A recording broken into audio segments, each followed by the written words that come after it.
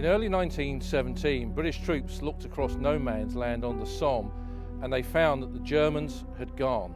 The pursuit to the Hindenburg Line began. And then here on this ground in front of the village of Metz-en-Couture, on the Cambrai battlefields of 1917, British troops advanced on the Germans in their new positions in that Hindenburg Line.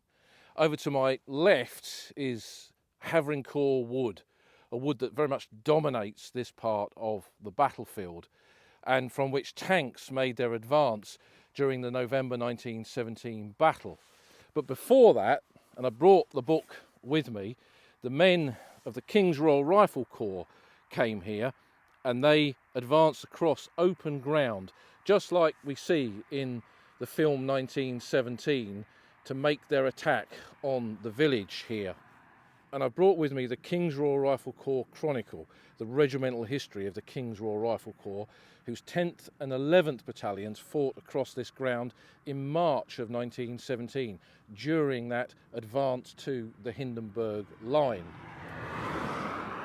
And with me, I've brought an original photograph taken about that time of some of the officers and men of the 11th King's Royal Rifle Corps. All of these would have taken part in the attack here. A 2-battalion attack across this open ground, no trenches, no man's land, no barbed wire. This was open warfare, just like we see in the film 1917. They were advancing on not German trench lines, but outposts around the village, which they took, but at high cost.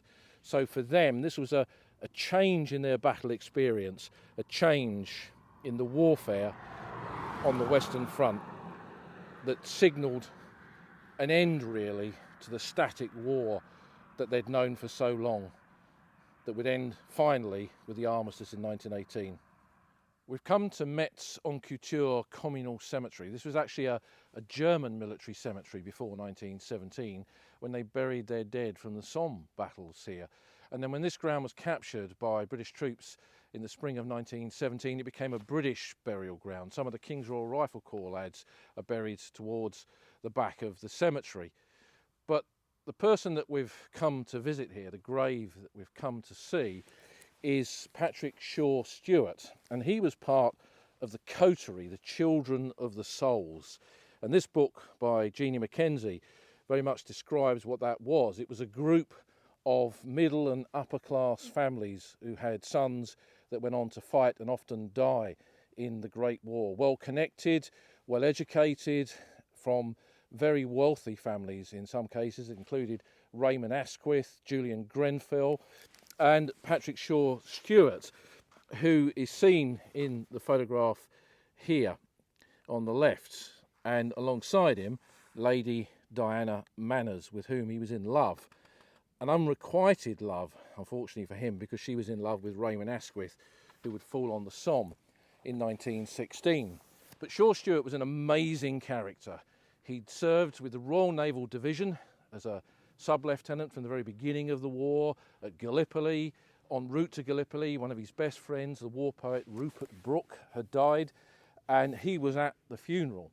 And that connects Shaw Stewart to me because Joe Murray, a veteran of the Royal Naval Division that I knew, was also a pallbearer at Rupert Brooke's funeral. And he went right through the Gallipoli campaign, served on the Somme, served at Arras and Ypres, and then was a commander of the Hood Battalion, Royal Naval Division, and was killed by artillery fire up on the positions at a place called Welsh Ridge at Lavackery on the 30th of December 1917.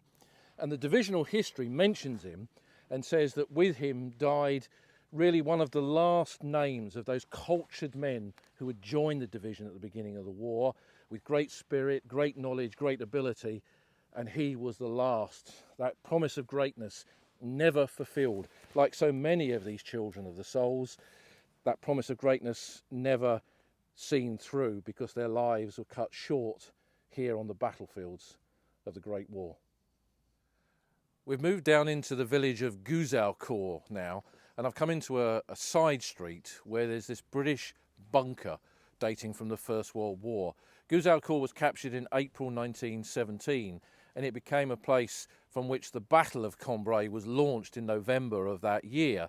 But this bunker dates from a later period when this became a static position. And in here, in this aperture, inside the bunker, was a large mount for a Vickers machine gun. And it was firing across this battlefield up onto the high ground up there where the Hindenburg Line was, giving machine gun fire support to the infantry units on the forward part of the battlefield. And this was put into action in the German offensive here of March 1918. British concrete structures from the First World War are pretty rare. So although this is not a very impressive bunker, nevertheless this one here at Gouzeaucourt is a really important concrete structure from the First World War. We've come beyond Gouzeaucourt to the vast open fields of the Hindenburg Line battlefields, and these pennants and this memorial record the important role of Indian troops here, Indian Cavalry, in the battles of 1917. That cavalry was used as reconnaissance troops in the advance to the Hindenburg Line. German author Ernst Junger talks about them in Storm of Steel. And then at the latter end of the Battle of Cambrai, an Indian soldier, Gobind Singh, was a messenger who on horseback carried a message to HQ and was awarded a Victoria Cross for his bravery, very close to where we're standing now. India's role in the Great War was incredibly important. Indian troops arrived on the Western Front in October 1914, and although most of them were pulled out to fight in other theatres of war, Indian cavalry and Indian labour troops participated in some of the key engagements and supported those engagements on the Western Front for the rest of the Great War. And recent memorials like this one, which was unveiled in 2018 during the Great War centenary, remind us of the important role that Indian troops had in these critical years of the Great War. When you travel to the landscape of the Western Front, often there are seemingly insignificant places, but they are locations where the fighting was often at its fiercest. And we're in the shadow of a French water tower on the edge of a village, looking down towards the village of Gouzeaucourt in the distance just there. And at the end of the Battle of Cambrai, the Germans counterattacked and they retook all of this ground. And the Guards division moved up, retook Gouzeaucourt village, and the Welsh Guards made an attack up that slope.